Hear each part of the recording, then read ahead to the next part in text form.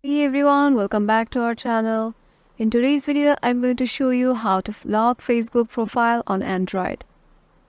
So let's get right into the video. Once you're in your profile, go to the hamburger menu and you can see there are several options. You can see help and support, settings and privacy, and also from Meta. Tap on settings and privacy and tap on settings.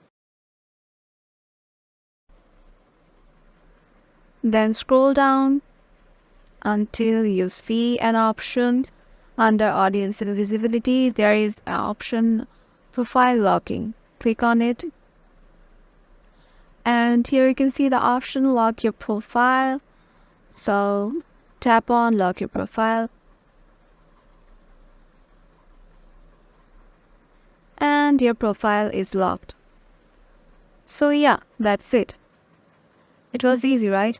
If this video helped you out, make sure to give it a thumbs up and subscribe to our channel. Don't forget to share your views through comments, and we'll see you in the next video.